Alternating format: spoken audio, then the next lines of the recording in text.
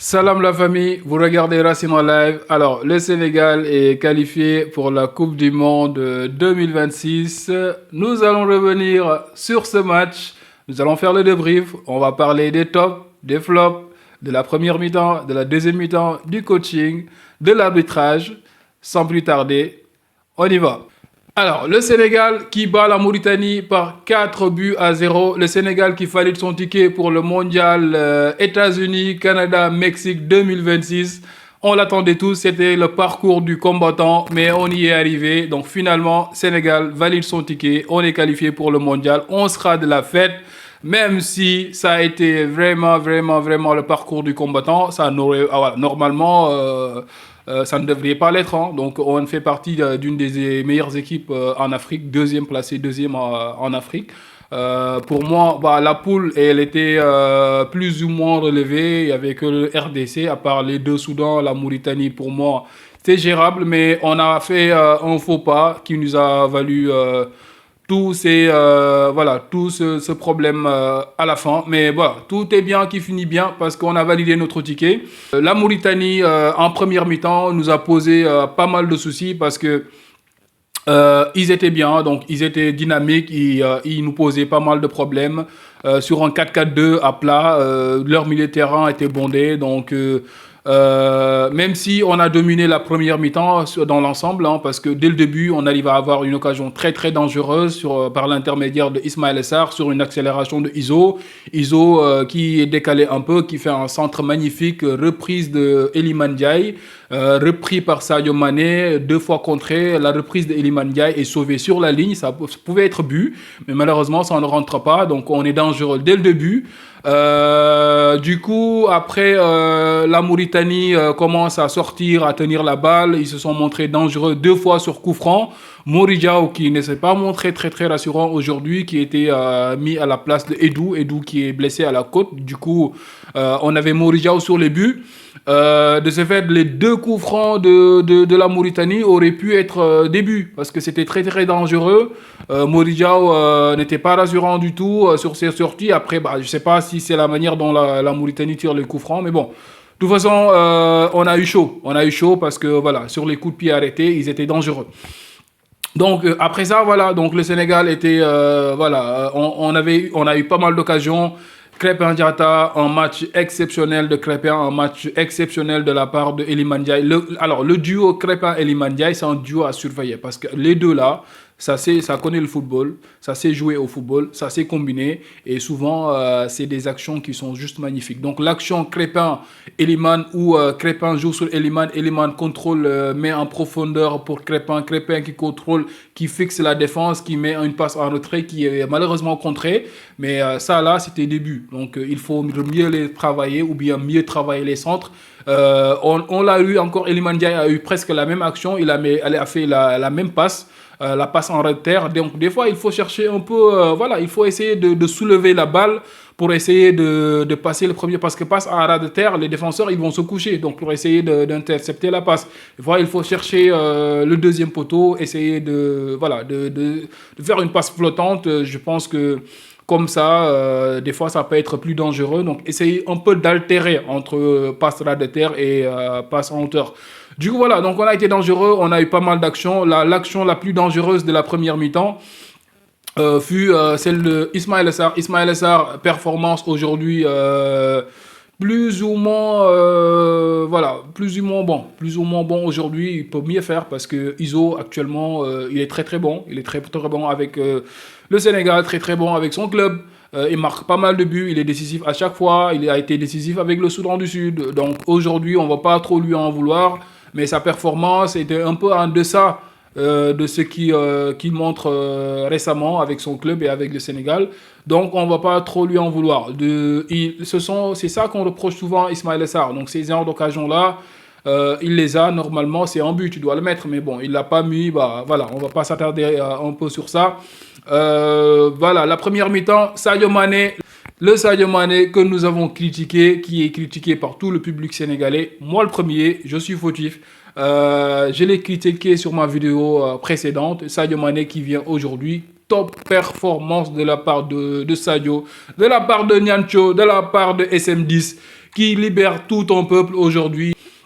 Sadio Mané aujourd'hui qui vous montre la voie à ses jeunes frères, donc qui prend l'équipe à son compte, qui prend le jeu à son compte, qui met un magnifique coup franc. Ce que j'ai aimé plus aujourd'hui sur la performance de Sadio Mané, c'est les efforts. Donc il n'était pas avare d'efforts, il était sur le pressing, sur la première ligne, en train de faire le pressing.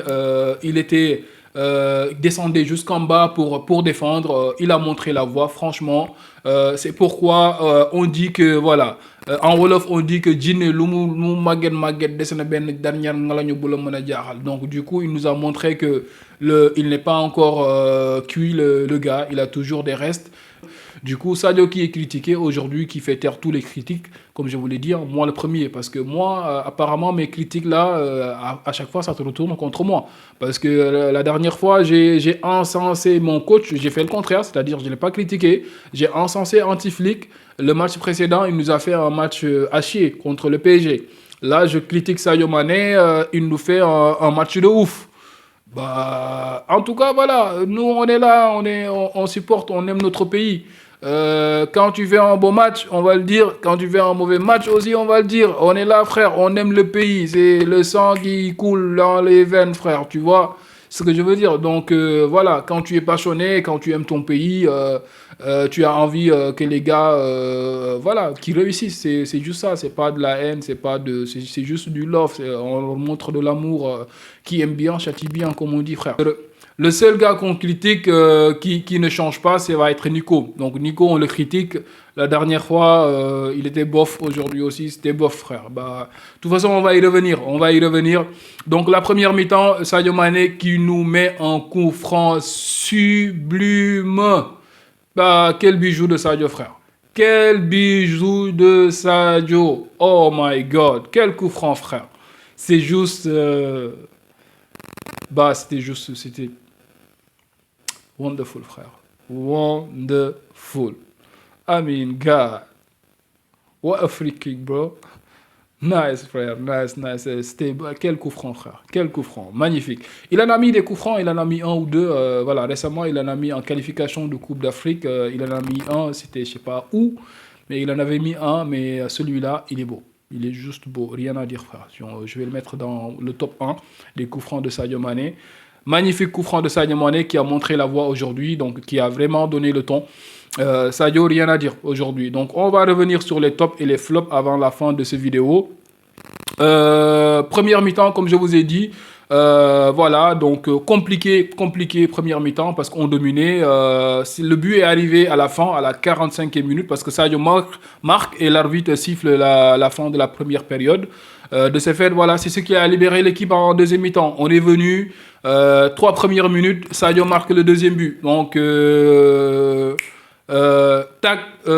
sur une action, sur toujours le côté Elimane Crépin, il joue bien une action. Je pense que c'est Crépin qui fait la passe. Sadio qui contrôle, qui élimine bien son vis-à-vis sur une hésitation. Il entre et il place bien son ballon. Alors, je pense que c'est deuxième poteau, la balle passe. Deuxième but, ou bien c'est contré. Je pense même que c'est contré parce que le gardien l'a touché, ou bien le jaune mauritanien. Mais ça entre. 2-0, le match était plié à ce moment-là. La Mauritanie baisse d'un ton. Ils n'ont plus l'énergie voilà, qu'ils avaient en première mi-temps, à presser, à faire les efforts et tout ça. À ce moment-là, that was a wrap, bro. Donc c'était dans la boîte. Du coup, le Sénégal qui déroule. On marque un troisième but magnifique par l'intermédiaire de El Krakito. Elimane Ndiaye, donc qui marque un but quel but, qui marque un but très joli. Bah, contrôle, on lui fait une passe sur le milieu, il se retourne, il traverse le milieu de terrain, il fait une passe à Nico Jackson. La seule chose que Nico a fait de bon dans ce match-là, c'est-à-dire la remise qu'il a fait à Elimane, qui s'avère être une passe décisive. Elimane qui passe voilà, entre deux défenseurs mauritaniens, qui face au gardien, fixe le gardien, deuxième poteau, troisième but, les débats sont pliés. Tout le monde prend ses bagages, tout le monde sort, et voilà, c'est quel but de Elimane. Et bah, oh là là là là là là là là là là là, that was nice, bro. That was really, really, really nice. Quel but d'Eliman. Alors, Eliman aussi, top performance de la part d'Eliman. Changement de Pape Thiaw qui fait sortir Nico, qui fait sortir Sadio, qui amène les Nampalis, qui fait sortir aussi Pape Idriss Gueye et Pape Gueye, donc qui amène du champ neuf. Du coup, voilà, donc... alors, pour revenir au débat de Nico Jackson. Nico Jackson sort Habib Diallo qui vient, qui marque un but d'attaquant. Ismaël Sarr qui sauve son match sur la passe décisive parce qu'il fait un bon pressing sur le défenseur mauritanien, récupère la balle, fait une passe décisive à Habib Diallo. Habib Diallo qui joue bien le coup parce que voilà, il fixe son vis-à-vis, crochet extérieur, il place bien son ballon. C'est le quatrième but. C'est le quatrième but et c'est simple. Il faut juste faire les hommes qu'il faut à la place qu'il faut. Parce que Nico Jackson, frère, c'est pas un attaquant, c'est un numéro 8. C'est un numéro 8 ou bien un numéro... c'est un ailier si tu veux, frère. Nico, c'est pas un attaquant, frère. Il faut qu'on se dise la vérité. Parce qu'il n'est pas... Voilà, donc ce qu'on veut de lui, il ne l'apporte pas. En pivot, il n'est pas bon parce qu'il ne joue pas les remises, il ne contrôle pas le ballon pour faire monter son bloc et tout ça. À chaque fois qu'on lui donne le ballon, il se retourne, il essaie de faire ses dribbles et tout ça. Ça ne marche pas. Si tu es un numéro 9, tu dois être un pivot. Tu dois permettre à ton bloc de remonter. Tu dois être capable de tenir la balle. Une fois que le bloc remonte, tu joues avec les gars, tu te replaces et tu fais les appels qu'il faut pour que les gars puissent te trouver. Son placement, il n'est pas bon, il est tout le temps hors jeu ou bien voilà, c'est... Nico n'est pas un attaquant, frère. Nico, c'est pas un attaquant, à mon avis. Donc, il faudrait juste qu'on essaie de trouver une autre solution. Pape, c'est à toi de faire ce qu'il faut. Voilà. Donc, la deuxième mi-temps, voilà, 4-0. C'était la fin. La Mauritanie, ils ont essayé de marquer, mais bon, ils n'ont pas pu parce qu'on a été solide derrière. On va venir sur les tops et les flops. Donc, homme du match, c'est Sadio Mané. 10 sur 10, Sadio. Donc, voilà, qui fait taire les critiques.